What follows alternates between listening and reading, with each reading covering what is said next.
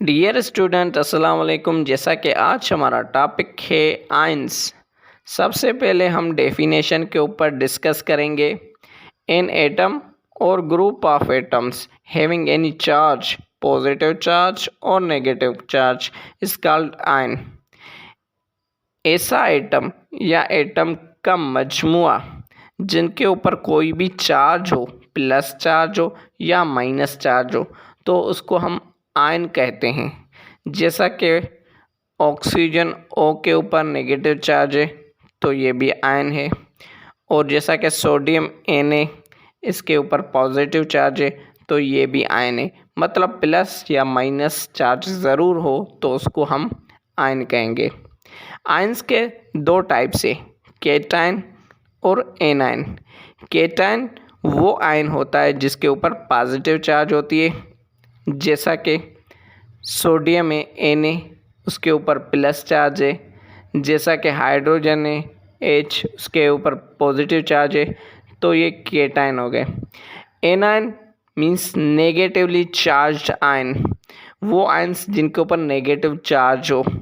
जैसा कि oxygen O के ऊपर नेगेटिव चार्ज है, और जैसा कि लिथियम है, लिथियम के ऊपर नेगेटिव चार्ज है।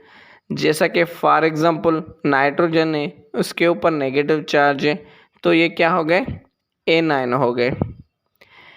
इसके बाद कि Y atom is a neutral. Atom neutral क्यों होता है? वो इसलिए क्योंकि नंबर ऑफ इलेक्ट्रॉन्स और number of protons equal quantity में होते हैं एटम के अंदर, इसलिए एटम न्यूट्रल होता है। जब नंबर ऑफ इलेक्ट्रॉन्स और number of proton means electrons की चार्जेस और प्रोटॉन की चार्जेस इक्वल हों तो पॉजिटिव नेगेटिव क्रॉस हो जाती है, मीन्स वो एटम न्यूट्रल हो जाता है।